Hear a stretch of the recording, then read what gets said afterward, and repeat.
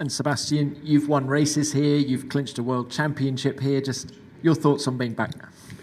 Yeah, I mean, obviously, it's been treating me very good, this place. So it's nice to be back. We obviously missed it last year, and I think it's a great circuit, and it's that place. I don't know why, but there's always a recipe for drama here and great races, and even if you think the race is settled, something happens. So also with the weather, it's very changeable, and it just throws out very good races, not just to watch, I guess, but from the inside to drive, they're always fun.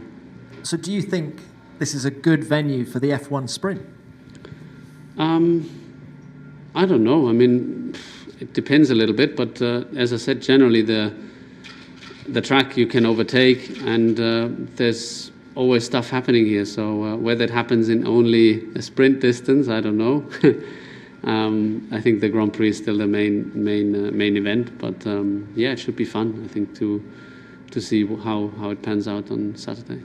And Sebastian, it was a great race by you on Sunday in Mexico to come home in 7th place. Not your best result of the season, but was it one of your best races?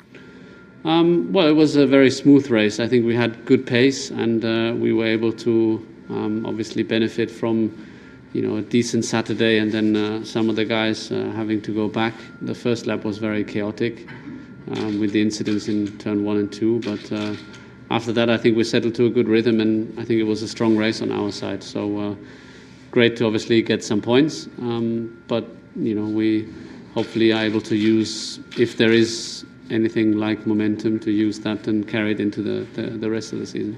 Well, what about this weekend? Do you think the car will go well here? Well, we see. I think we're fighting the usual suspects, so I don't think there will be a surprise.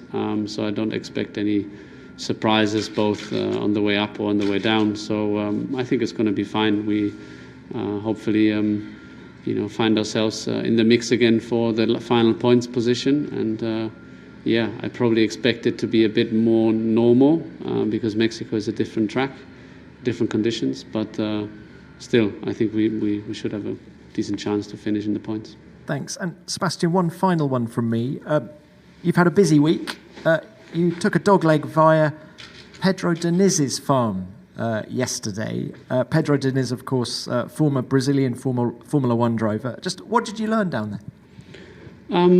Well, I think it was very interesting. I knew Pedro as a driver when I was growing up as a child, and I knew he was racing in Formula One, and but then he retired, and I lost sight because you get on with I followed Michael and other drivers and Formula One, and you don't think about the drivers that retire. And I read a really interesting book about a year ago, and it was mentioning Pedro Diniz, but not because of his racing history, but because of what he's doing now, and the way he's approaching agriculture, which without getting too long in my answer, is basically all about avoiding substances and chemicals and farming in a natural way, and giving something back rather than just depleting the soil. I think it's a very exciting way of doing agriculture, and I was happy to have a look at his farm and learn about it and see how learn about his path, what he's been through, the idea, the objective, and his intention. Which I think is very good, and is I think very forward thinking, and something the world needs. I think it's a very honourable job to supply the world or supply people with food, and doing it in a responsible and regenerative way, I think is a great approach.